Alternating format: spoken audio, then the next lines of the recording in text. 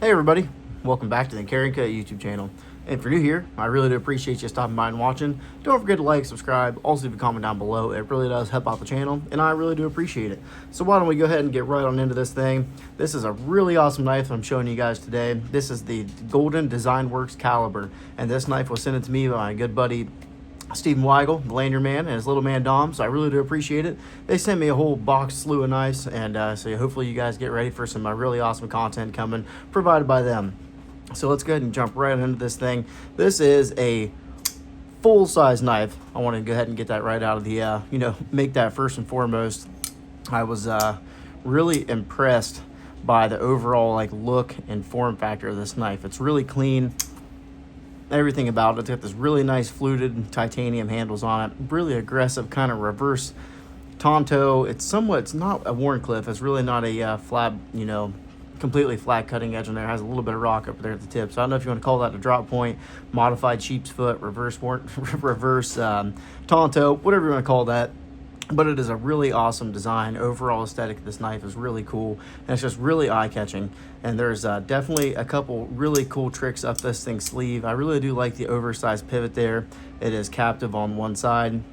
We do have a, of course, reverse flip and a regular flipper and a front flipper on this thing, which it's a little bit tricky for me to get. This is a left-hand bias knife. As you guys can see that, it does have a one-way mounted, pocket clip on there. And the way they actually do mount that pocket clip is really, really intuitive and really cool. This is rocking MagnaCut blade steel on this thing at 61 to 63 HRC. And it's like a hybrid, you see that button right there. So it's like a button lock, but it's also a frame lock at the same time. So it's like a button actuated frame lock. And of course you can use it just like a frame lock, or you can use that button to press the button and it actually lets go of that lock in there itself. So really cool, and hopefully we can take this thing apart here one day and I will be able to show you guys what's the actually inner workings of this thing. So right there you see that MagnaCut on the blade steel. Really nice. It's got like a it's got like stonewash, bevels, whatever you want to call them, right there. And it's got satin flats and stonewash bevels. Really nice knurling on it. I really do like that really fine jimping, not knurling, but jimping up there on the spine of the knife. Really cool. So why don't we go ahead and do some overall specs. So let's get the scale out here. Hopefully this thing still has some life in it. Been a while since I used it. All right, zero out. 4.2, 4.1 ounces, which is pretty good for the actual size of this knife. I cannot find my roller. Don't know where that thing went, but oh well, we can somewhat make do with what we got here. Not millimeters, we're looking at inches. How far does this thing go?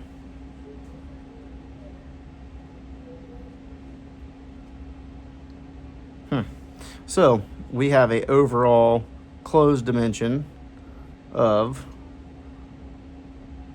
4 inches, almost 4 3/4 of an inch, exactly 4 3/4 of an inch.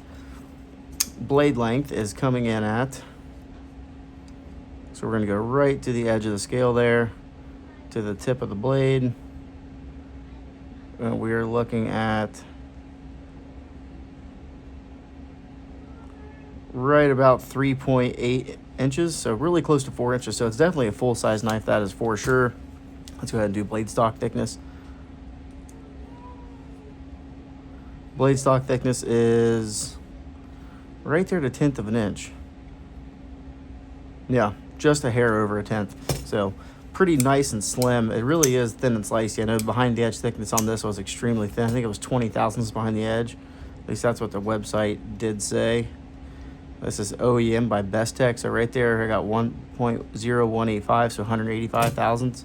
So really 18 thousandths behind the edge. So it's even thinner than what I got than it said on the actual website itself.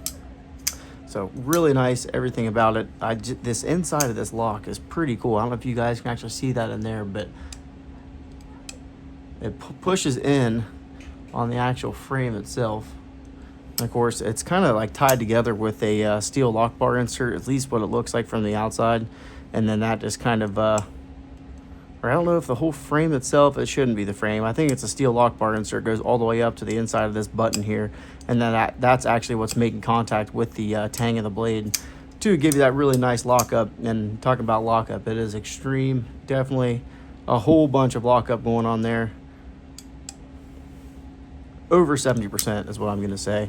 So why don't we go ahead and do some size comparisons. So let's go up against the Spyderco Shaman. Definitely not a small knife by any stretch of the imagination. And neither is it Golden Design Works caliber. But for being such a big knife, it really does carry well in the pocket. And yeah, just feels nice overall. Really do like the shape of the handle.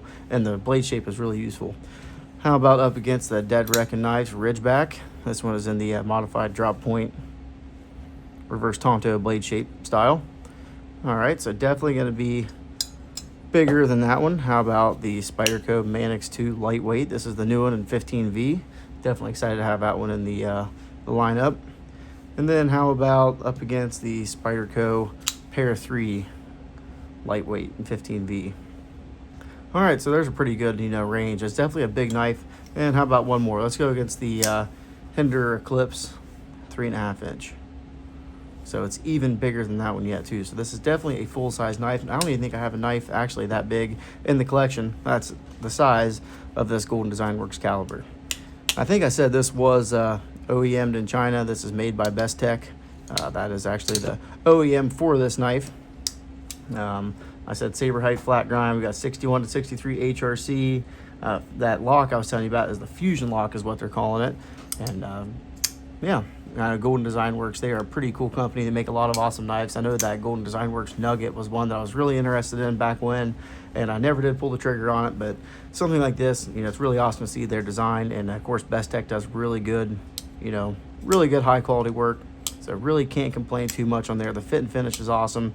Blade centering is right on the money. Really do like this, titanium backspacer they have going on there. Really cool. And I think this knife actually might get a anode job is what Steven was saying. So he just said dealer's choice, do whatever you want to do. So it'd be really cool to do some sort of ano on this knife. Might do something different from the clip and the handle. Not sure, might be going with the purple, might go with a pretty cool tan. We shall see when that time comes. But if you guys have any questions, make sure to leave it down in the comment section below. I will have this link down in the description. It is $350, which is definitely not cheap by any stretch of the imagination, but for what you're getting, it is pretty innovative. I do like that locking system. You do get a whole bunch of MagnaCut there and a nice big knife at the same time. So there really isn't too much to complain about whatsoever. I really can't find any flaws other than it is, lefty and I'm a right-handed user. But other than that, it's actually is pretty easy for me to carry. I can even get the reverse flick somewhat, even being a righty. And same with the reverse flip. I am definitely a fan of that reverse flip. Reverse flick. Front flip, sorry. All right, so that is, that's that. Oh, and I forgot to mention, there is T8 fasteners all around this knife. So from the pivot, the lock bar insert, the clip, the single body screw on this backside. Just really, really cool, and glad to see companies doing that nowadays. Really does make it nice for the end user. And there's also bearings installed in the pivot too, so you have a really nice action drop shut from that Fusion lock, even with the frame lock. But it does take extra tension off that lock bar when you are using the actual button itself. So just really cool. Really do like that, different opening methods and styles. And now that I'm just looking at that jimping wraps all the way up around to that front flipper, which makes it really nice and easy to use. And even to non-knife people, I took this knife to work with me and let some of the guys check it out, and they actually did really like this design.